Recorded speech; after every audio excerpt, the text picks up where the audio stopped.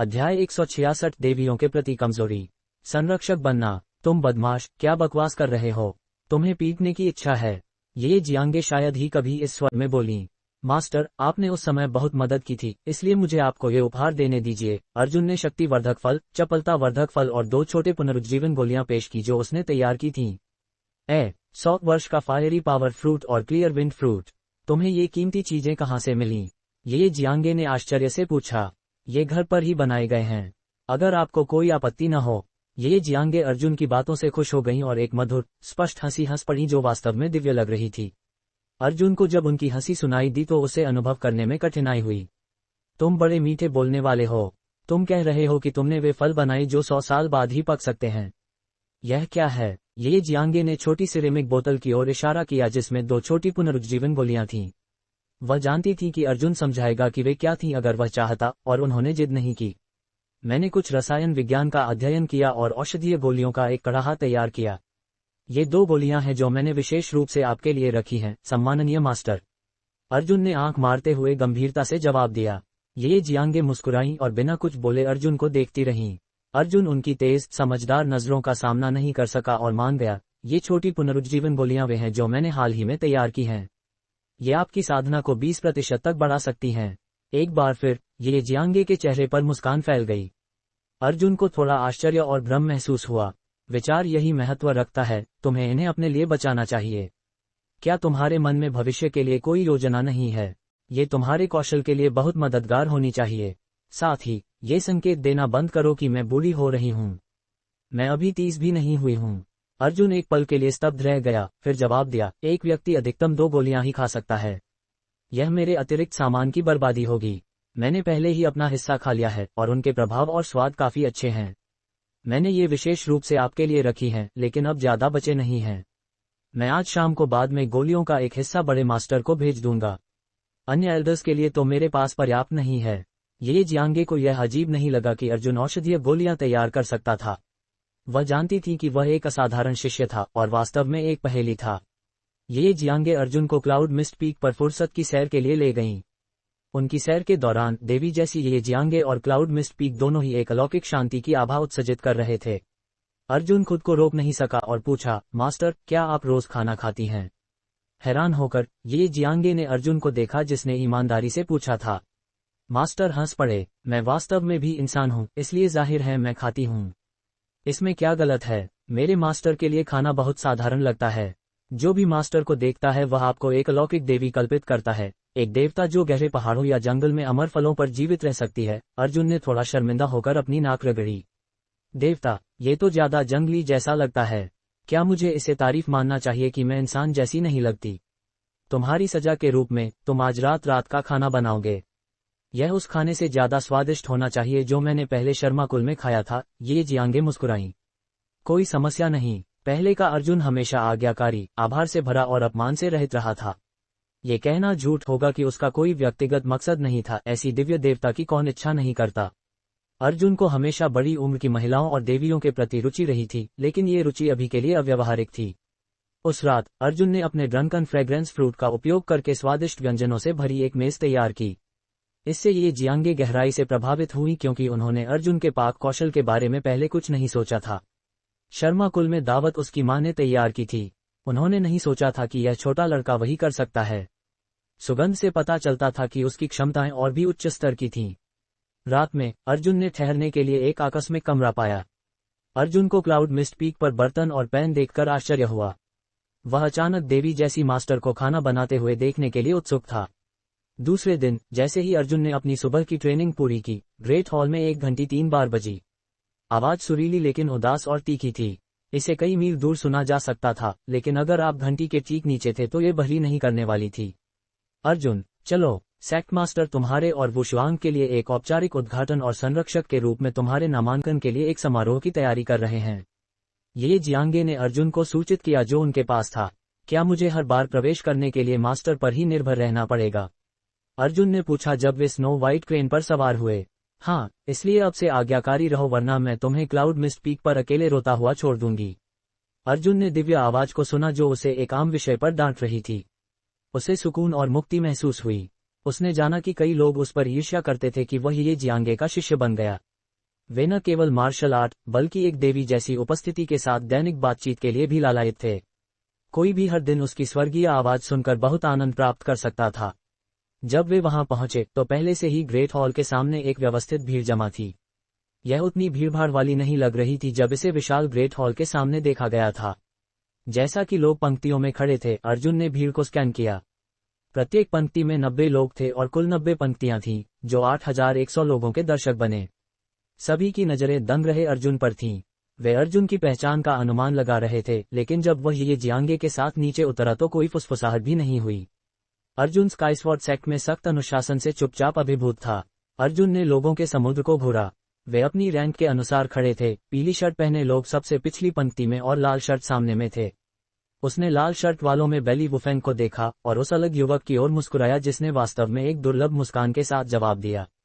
शेष संरक्षक बैंगनी रंग में कपड़े पहने थे और किनारे पर पंक्तिबद्ध थे। प्रत्येक के पास अपनी खुद की चांदी सफेद 3 फुट की इंडिगो तलवार थी और वे लोगों की पंक्तियों में नहीं खड़े थे। 1 मिनट में वे सभी एक के बाद एक पहुंचे और बेली जिंगवेई ठीक समय पर दिखाई दिए। जू किंग और जियांगे, उन दोनों को ग्रैंड मास्टर को प्रणाम करने दो और फिर संरक्षक के रूप में उनके नामांकन की घोषणा करो। गोंगसुन सांकियान ने गंभीरता से कहा। इन ग्रेट हॉल में ग्रैंड मास्टर को उनके मास्टर्स का प्रणाम स्काईस्वॉर्ड सेक्ट में अर्जुन और वुशुआंग के औपचारिक प्रवेश का संकेत था। अर्जुन को पहले ग्रेट हॉल को देखने का मौका नहीं मिला था, इसलिए वह केवल इसकी चौड़ाई और विशालता जानता था। अब जब उसे मौका मिला तो यह अपने आयामों में सैकड़ों मील में मापा जाने पर विशाल था और इसमें विभिन्न भव्य मूर्तियां थीं। जू किंग मनमोहक ढंग से मुस्कुराई। तुम दोनों एक चुनौती के लिए तैयार रहना। जैसे ही तुम्हें गैर संरक्षकों द्वारा हराया जाएगा, तुम्हारी संरक्षक की भूमिकाएं बदल दी जाएंगी। मुझे इससे डर नहीं है। हे। अर्जुन ने सुंदर और शानदार दिखने वाली जू किंग की ओर देखकर मुस्कुराया। जैसे ही अर्जुन और वुशुआंग को 99वें और 100वें संरक्षक के रूप में घोषित किया गया, नीचे की भीड़ से आहें सुनाई दी। उनकी घोषणाओं के बाद 2 लोग ऊपर आए। प्रत्येक के हाथ में एक बैंगनी शर्ट, एक चांदी की तलवार और टाइगर वाइटलिटी पिल की एक बोतल थी। स्काईस्वॉर्ड सेक्ट लाइब्रेरी के 4 स्तर इस प्रकार उनके लिए खोल दिए गए।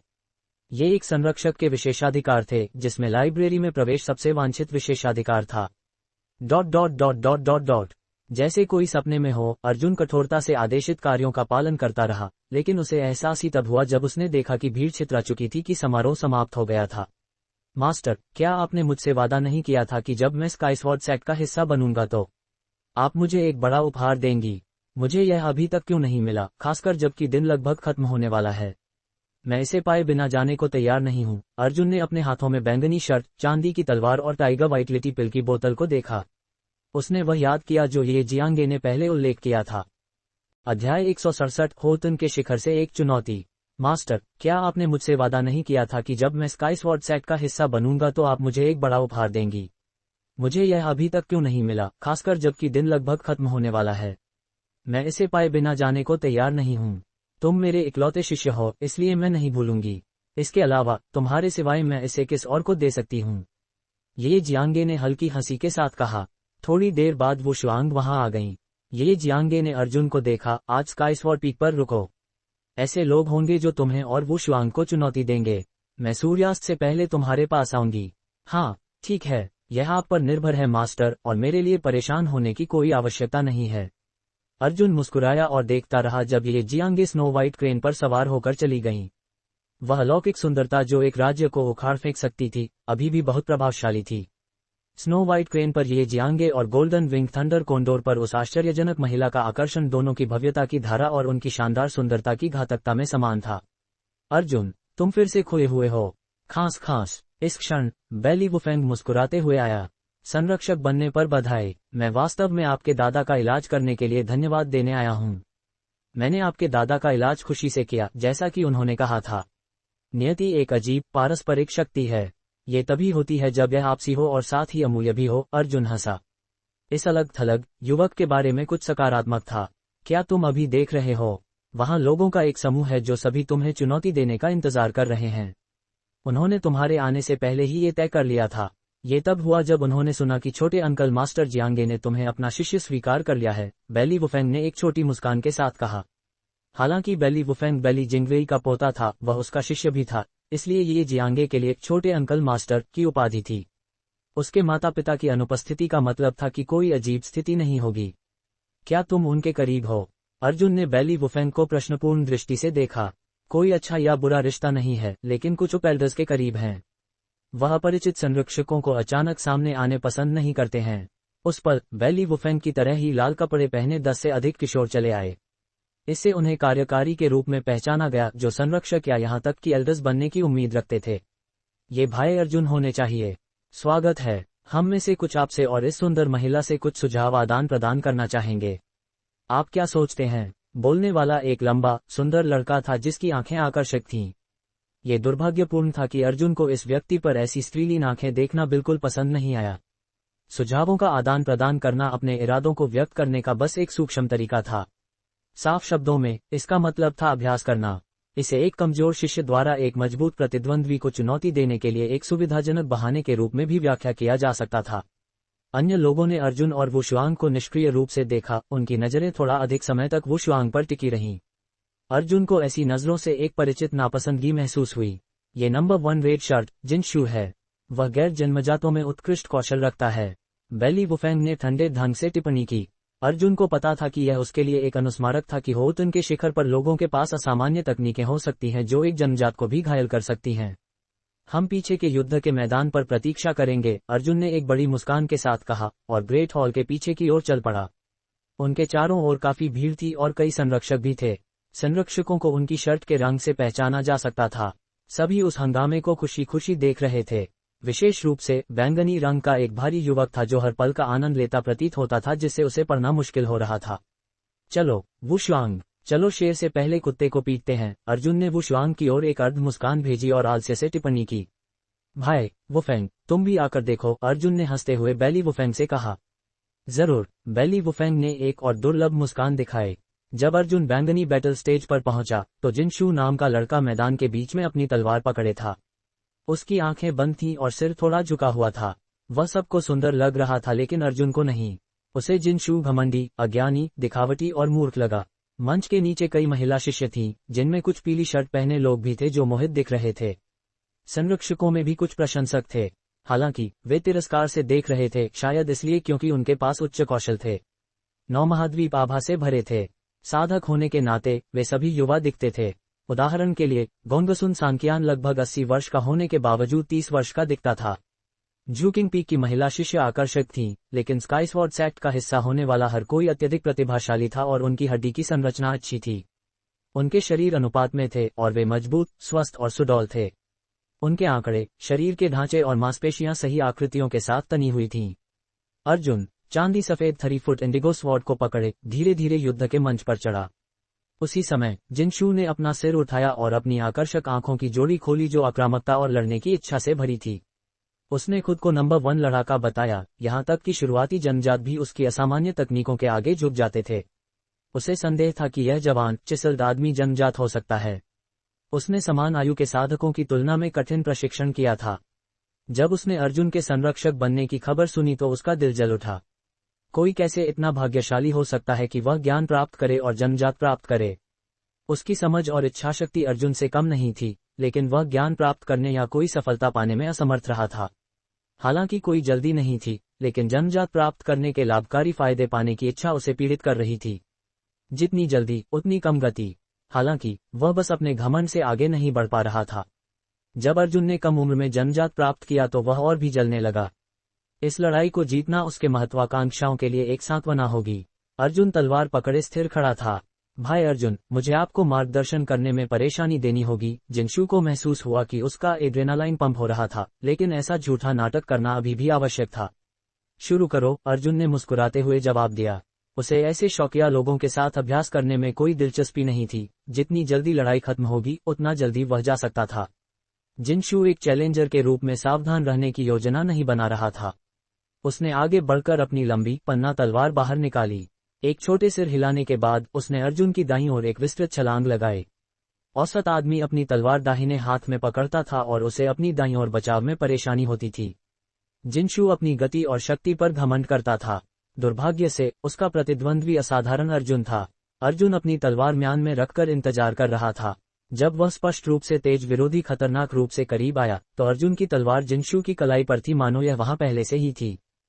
अध्याय 168 घमंडी बनने के लिए एक को मजबूत होना पड़ता है। जिनशू वहां खाली दिमाग से खड़ा रहा। स्काईस्वॉर्ड सेक्ट के अन्य शिष्य भी पूरी तरह से चुप थे, यहां तक कि संरक्षक और विकल्प भी चौंक गए थे।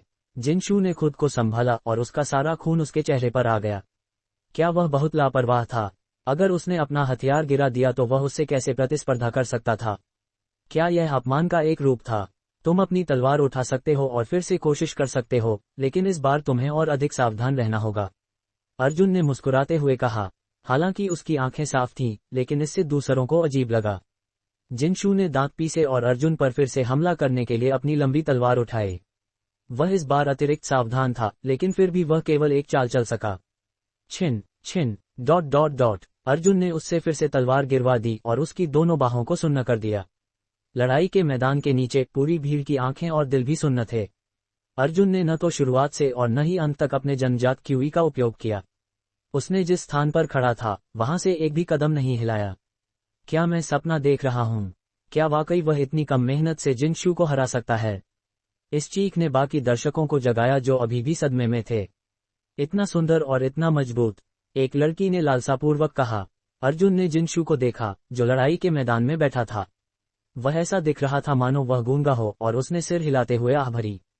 अगर वह खड़ा हो सकता तो जन्मजात स्तर को तोड़ने की उसकी संभावना बहुत बढ़ जाती। हालांकि अगर वह दृढ़ संकल्प नहीं था तो वह पूरे जीवन ठहराव में रहेगा। जब उसने इधर उधर देखा तो अभिव्यक्तियों और इच्छाओं के सभी प्रकार थे। कुछ भीड़ों की ओर आकर्षित थे जबकि अन्य अपमान देखना चाहते थे।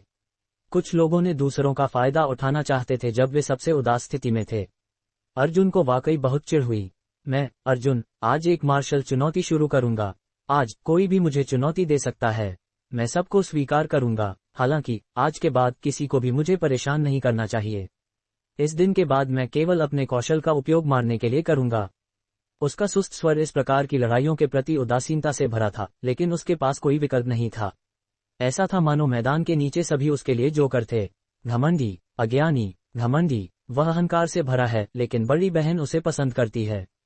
असंख्य चर्चाएं और अपमान लगातार सुनाई दिए, लेकिन अर्जुन ने उन्हें बस नजरअंदाज कर दिया। तुम गांव का बौना, तुमने दुनिया अभी नहीं देखी है। मैं तुम्हें बता दूंगा कि सबसे मजबूत व्यक्ति से भी मजबूत लोग हैं। जैसे ही गुस्सैल आवाज गूंजी, वह आदमी पहले ही लड़ाई के मैदान पर खड़ा था। अर्जुन ने पहले आदमी को देखा जो खुद को नहीं रोक सका। वह लंबा, बड़ा था और उसके अंग अप्राकृतिक रूप से मोटे और बड़े थे।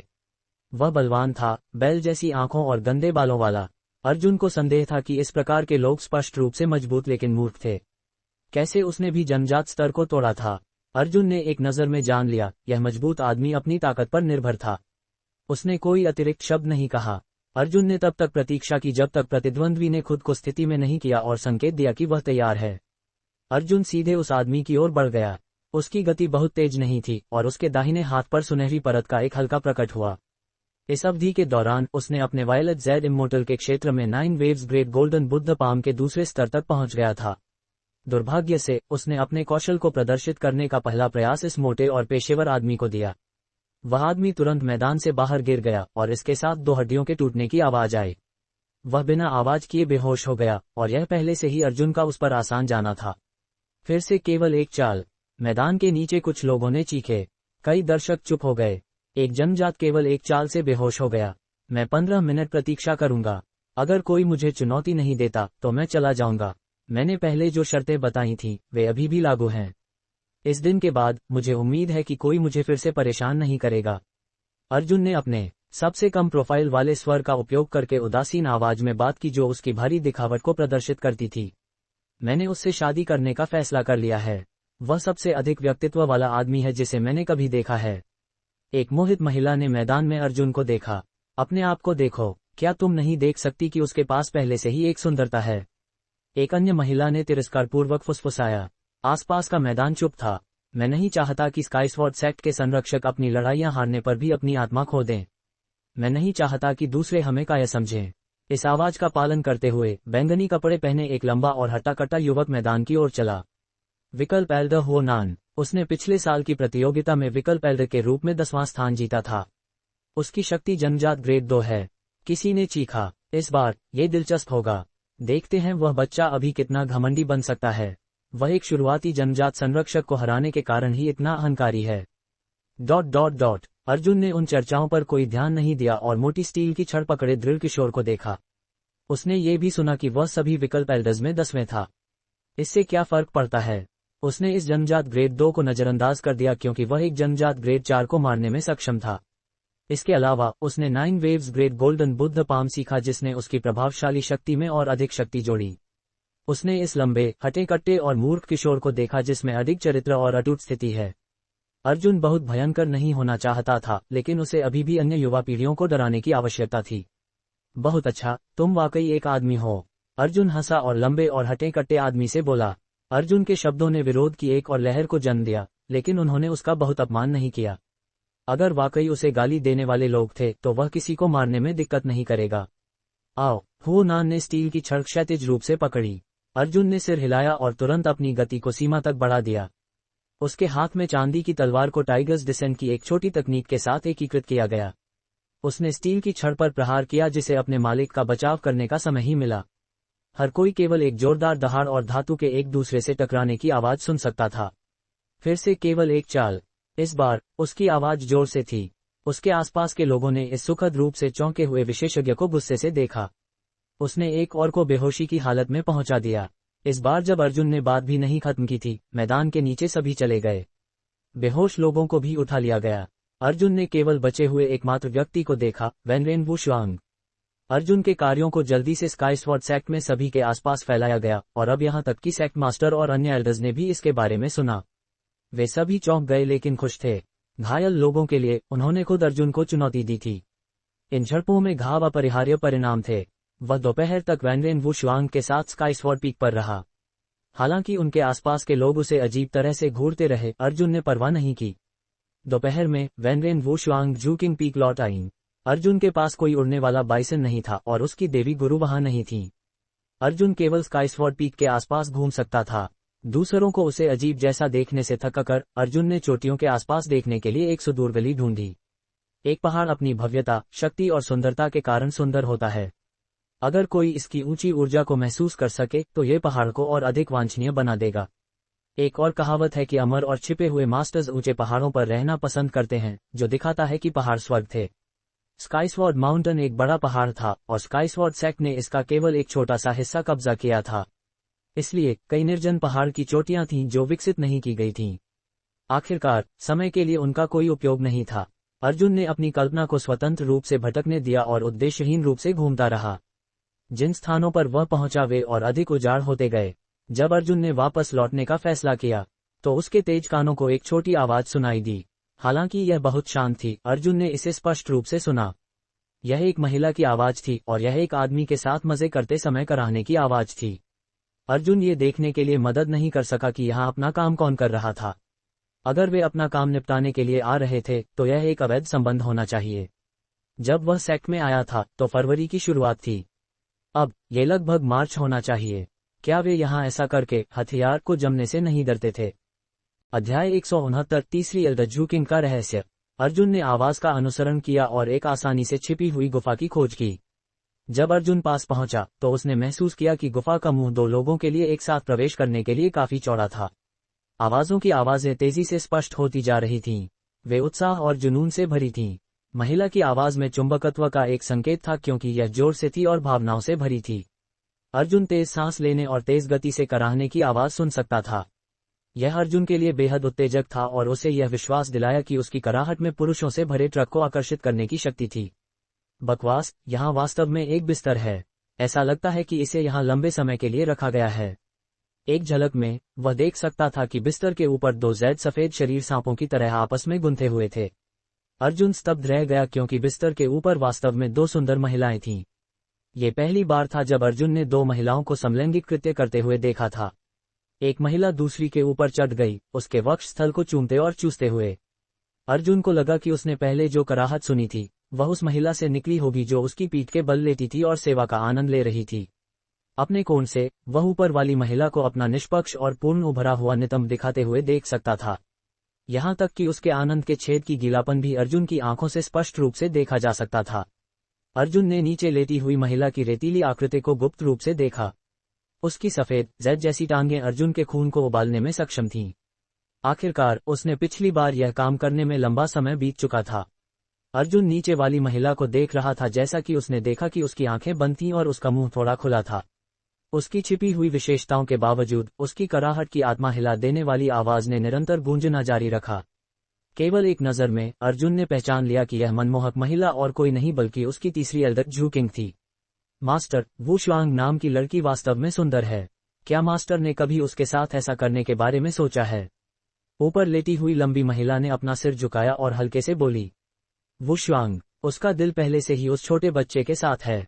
ये बेकार है। तुम्हारे मास्टर ने पहले लड़कों को पसंद करने की कोशिश की है, लेकिन मैं बस रुचि नहीं रख पाए। झू किंग ने आह भरी। यान र भी ऐसी ही है। जब उसने ये सुना तो अर्जुन जल्दी से पीछे हट गया। चूंकि दूसरे सबसे बड़े गोंगसुन सांकियान पहले से ही 80 जोड़ वर्ष के थे, इस तीसरी मार्शल आर्ट को भी युवा नहीं माना जा सकता था। अर्जुन इस बूढ़ी औरत से कुछ भी लेना देना नहीं चाहता था। अगर उसका पता लग जाता तो चीजें बहुत अजीब हो जाती। हालांकि अर्जुन ने उम्मीद नहीं की थी कि वह वास्तव में महिलाओं में रुचि रखती थी। ऐसा लगा कि उसे वू शुआंग को चेतावनी देनी होगी। उसने पहले की घटना को याद किया जब झू किंग वू शुआंग को जोर से खींच रही थी। क्या वह जानबूझकर उसका फायदा उठा रही थी? घूमने की इच्छा समाप्त होने पर अर्जुन ग्रैंड हॉल में लौट आया क्योंकि उसने वहां ये जियांगे को खोजा। जिस क्षण उसने ये जियांगे पर नजर डाली, अर्जुन को बहुत अजीब महसूस हुआ। ऐसा था मानो वह एक पत्नी को देख रहा था जो अपने पति के वापस आने का इंतजार कर रही थी। अर्जुन ने सिर हिलाया और इन विचलित करने वाले विचारों को साफ किया। उसने ये जियांगे को झू किंग के बारे में पहले उसने जो चीजें देखी थीं उसके बारे में बताया। अर्जुन, तुम बहुत प्रतिभाशाली हो। तुम यहाँ पहुंचते ही अपनी शक्ति स्थापित करने में सक्षम थे। न केवल तुमने एक जन्मजात संरक्षक को घायल किया, बल्कि तुमने एक विकल्प एल्डर को भी बेहोश कर दिया। क्या तुम्हें लगता है कि मास्टर को तुम्हारी प्रशंसा करनी चाहिए? अर्जुन ने अपनी सुंदर शिक्षक को देखा जो अपनी हंसी को दबाने की कोशिश कर रही थी क्योंकि वह कड़वा मुस्कुराया। मुझे बस भविष्य की परेशानियों का डर था। क्या यह इस तरह से शांत नहीं है? तुम्हारे अन्य मार्शल अंकल सभी मुझे बताने आए कि तुमने उन्हें अपना चेहरा खोने पर मजबूर कर दिया। हालांकि मुझे ये पसंद आया कि तुमने उन सभी को पीट दिया। मैं बजाय इसके कि तुम्हें पीटा जाए, उन्हें घायल होने के बाद उन्हें शांत करना पसंद करूंगी। वे मुझे शांत करने भी आए थे। उसके कोमल स्वर ने अर्जुन के दिल में गर्माहट महसूस कराए। सच कहा जाए तो अर्जुन ने कभी भी ये जियांगे को अपना मास्टर नहीं माना था। मास्टर एक शिक्षक को संबोधित करने के लिए उपयोग किया जाने वाला मानद संबोधन था जिसने अपने कौशल प्रदान किए थे। इसलिए जिसने भी अपने कौशल और ज्ञान को प्रदान किया, उसे एक बार और हमेशा के लिए एक मास्टर के रूप में सम्मानित किया गया। आखिरकार चीनी रीति रिवाजों में एक दिन का शिक्षक जीवन भर के पिता के समान था। अर्जुन की ये के लिए भावनाएं इस हद तक नहीं पहुंची थीं। यह उन्हें संबोधित करने का केवल एक और रूप था। हालांकि ये जियांगे और बैली जिंगवेई का आभार कुछ था जिसे अर्जुन के वर्तमान जीवन काल में कभी भी पूरी तरह से चुकाया नहीं जा सकता था। यही कारण था कि अर्जुन ये को अपने शिक्षक के रूप में सम्मान देता था और वह उनके साथ अपनी चुटकुलों और मजाक में कभी भी बहुत दूर नहीं जाएगा। न केवल इतना, बल्कि उसने खुद को अपनी देवी शिक्षक के बारे में अश्लील विचार रखने से भी मजबूर किया। मास्टर, मुझे आपसे कुछ चर्चा करनी है। अर्जुन ने थोड़ा सोचा और बोला। बस सीधे कहो, तुम इतने विनम्र क्यों हो रहे हो? जब तक तुम्हारी मांग मेरी शक्ति की सीमाओं से अधिक नहीं है, मैं इसे स्वीकार कर लूंगी। मैं पहाड़ से नीचे जाना चाहता हूं और चांगलांग देश में रहूंगा। पहाड़ों में रहना मेरी साधना की विधि के अनुकूल नहीं है। मुझे आश्चर्य है कि क्या आप मुझे मेरी मांग पूरी कर सकती हैं? अर्जुन ने एक काफी बेतुका कारण दिया। यह जियांगे एक क्षण के लिए स्तब्ध रह गईं और फिर हल्के से सिर हिलाया। तुम कर सकते हो, लेकिन तुम्हें महीने में कम से कम एक बार पहाड़ पर वापस आना होगा। कोई समस्या नहीं। तो क्या मैं आज जा सकता हूँ? नहीं, याद रखो कि आज तुम्हें मेरे लिए खाना बनाना है। ये जियांगे ने थोड़ा शर्मिंदा होकर अर्जुन का जवाब दिया। जब अर्जुन ने नहीं शब्द सुना तो उसका दिल लगभग उछल पड़ा। जब उसने पूरा वाक्य सुना तो वह केवल कड़वा मुस्कुरा सका और सिर हिलाया। क्या आप मेरे द्वारा पकाए गए भोजन के स्वाद को दोहराना चाहती हैं? ये ने महसूस किया कि अर्जुन मजाक नहीं कर रहा था। उससे पहले उसने जवाब दिया, जरूर, कौन नहीं चाहेगा। इसमें बहुत समय नहीं लगता। मुझे डर है कि भले ही मैं पूरी जिंदगी इसे करते रहूं, मैं उस स्वाद को दोहराने में सक्षम नहीं होंगी। अर्जुन ये के शब्दों से सहमत था। आखिरकार ठीक उसी स्वाद को दोहराने के लिए 100 साल के शोध का भी पर्याप्त नहीं हो सकता था। मेरे पास एक तरीका है जो तुम्हें मेरे व्यंजन के स्वाद की नकल करने की अनुमति देगा। चलो चलते हैं और धुंध वाली चोटी पर वापस चलते हैं। अर्जुन हंसा। उस बर्फीले क्रेन की पीठ पर खड़े होकर अर्जुन इस तथ्य के बारे में सोच रहा था कि वह ये जियांगे को रात का खाना बनाते हुए देख सकेगा। वास्तव में वह इसका बेसब्री से इंतजार कर रहा था। उसने एक देवी की कल्पना की जो हाथ में कड़ाही और एक वोक लिए हुए थी।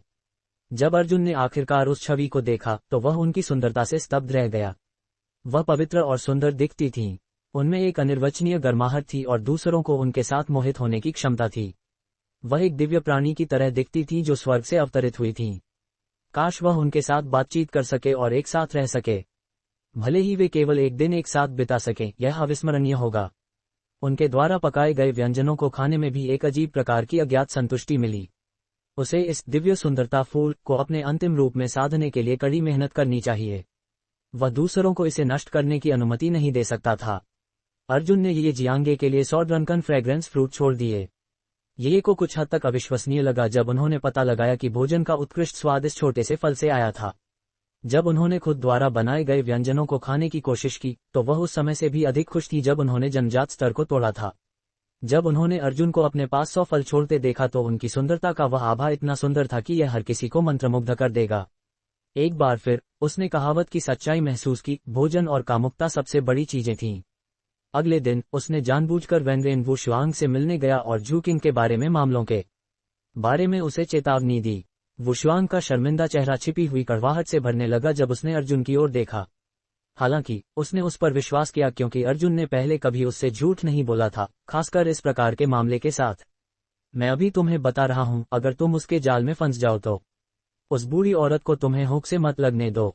खुद से कहना याद रखो कि तुम तभी खुश होगी जब तुम किसी आदमी के साथ ऐसा कर रही हो। हे अर्जुन हंसा, क्या तुम्हें पीटने की इच्छा है? वुशुआंग ने शर्माते हुए अर्जुन के कंधों पर प्रहार किया। मैंने जो कहा है वह याद रखो। मैं आज पहाड़ से नीचे जा रहा हूँ। मैं महीने में केवल एक बार वापस आऊंगा और प्रत्येक यात्रा के दौरान लगभग 2 दिन रहूंगा। ये सुबह का देर समय था और स्काईस्वॉर्ड सेक्ट के साधारण शिष्यों ने अपना बुनियादी प्रशिक्षण शुरू कर दिया था। संरक्षकों और उच्च अधिकारियों के लिए वे अपने निजी कमरों या प्रशिक्षण कक्षों में अपनी गति से साधना करेंगे। तुम्हें बाहर रहते समय अपना अच्छा से ध्यान रखना होगा, साथ ही हर काम में सावधान रहना। वेनरेन वुशुआंग ने सिर झुकाते हुए हल्के से कहा। उनके चेहरे पर चिंता का एक निशान देखा जा सकता था। अर्जुन ने अपने हाथ बढ़ाए और उसे धीरे से गले लगाया। ढीला रहो, मैंने तुम्हें अभी तक अपनी औरत नहीं बनाया है। मेरे साथ कुछ कैसे हो सकता है? वेनरेन वुशुआंग की नाराजगी के तहत अर्जुन पहाड़ से रवाना हो गया। चांगलांग देश में पहुंचने के बाद अर्जुन ने फैसला किया कि अगर वह इस समृद्ध देश की सड़कों का पता नहीं लगाएगा तो क्या ये खुद को निराश करने के बराबर नहीं होगा। यही कारण था कि अर्जुन ने पहाड़ छोड़ने का फैसला किया। अपने वायलट ज़ेड इम्मोर्टल के क्षेत्र के साथ अर्जुन समय के नुकसान के बारे में चिंतित नहीं था। अर्जुन ने जाने का फैसला किया। पहला स्थान वह जगह थी जो 100 कोस नगर में नहीं थी, एक नीलामी घर। अर्जुन के पास अभी भी उसके साथ काफी पैसा था। इस प्रकार वह कुछ ऐसा खरीदना चाहता था जो उसके लिए उपयोगी हो सके। उसे भंडारण के बारे में चिंता करने की जरूरत नहीं थी क्योंकि उसके पास पहले से ही एक स्थानिक क्षेत्र तैयार था ताकि वह नीलामियों से खरीदने के लिए तैयार लूट को संग्रहित कर सके।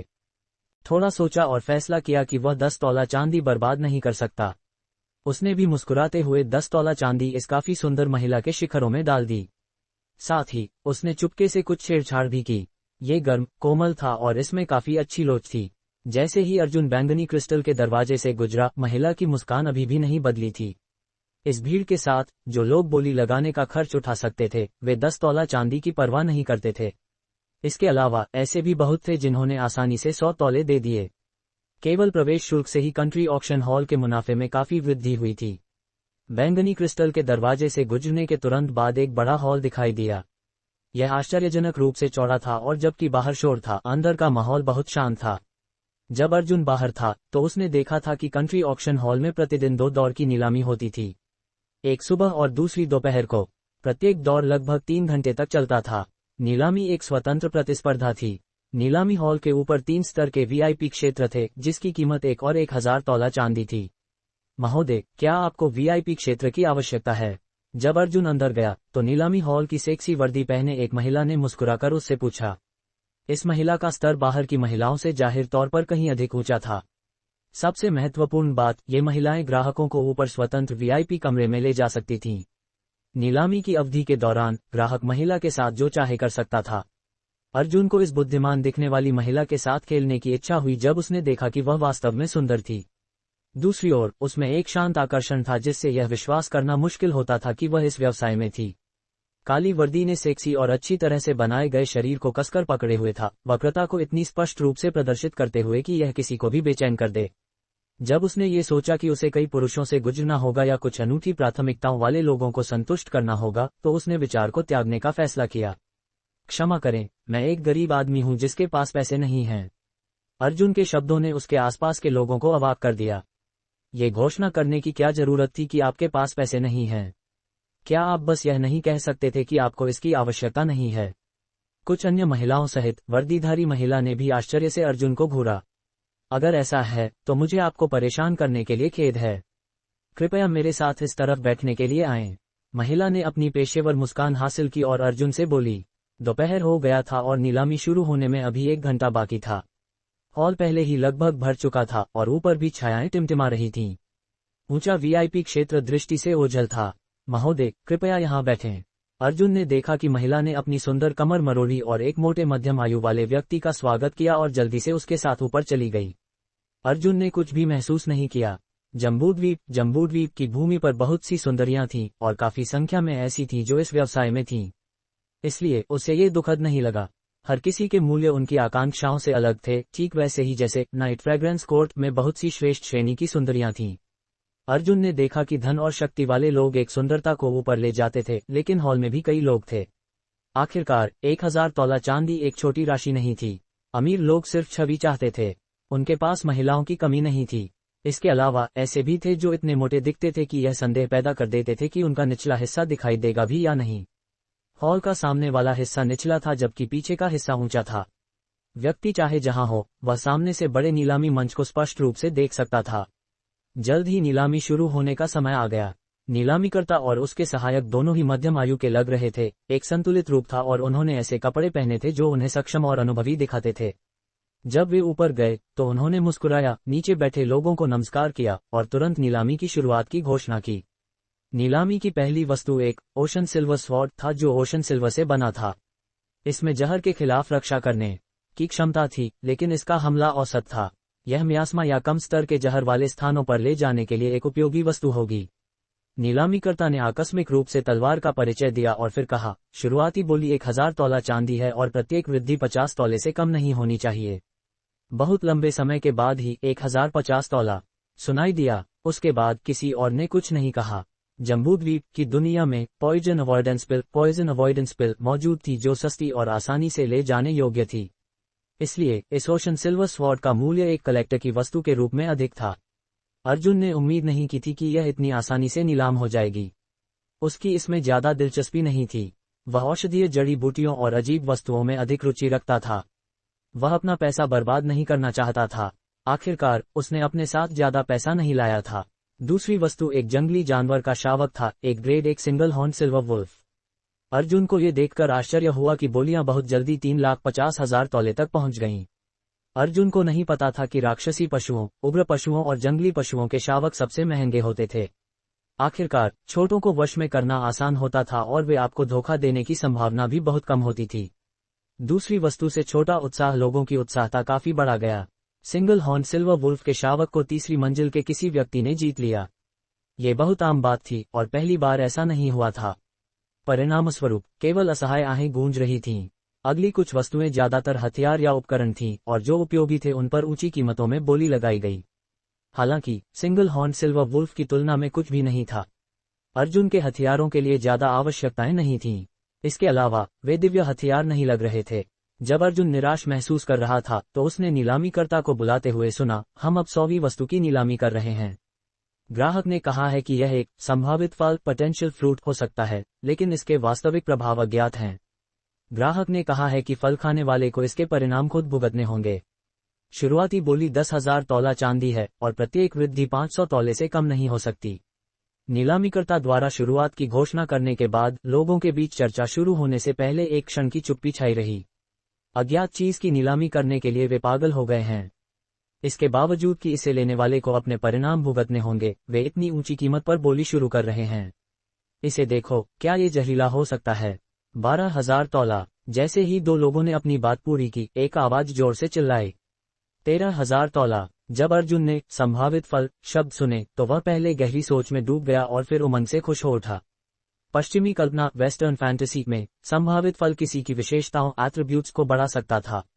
प्रत्येक व्यक्ति अधिक से अधिक 100 फल ले सकता था, बस उसे यह निश्चित नहीं था कि इस संभावित फल के प्रभाव क्या थे। अर्जुन ने नीलामी मंच पर उस छोटे फल को देखा जो एक आड़ू के आकार का था और स्याही की तरह काला था। ये दुष्ट जैसा दिखने के कारण किसी को भी हिचकिचाहट महसूस कराता था। संभावित फल एक दुर्लभ घटना थी जिससे केवल भाग्य से ही मुलाकात हो सकती थी। चाहे कुछ भी हो, वह इसे हासिल करना चाहता था। उसने उम्मीद नहीं की थी कि कीमत बस छोटे समय में 30,000 तोला चांदी तक पहुंच जाएगी।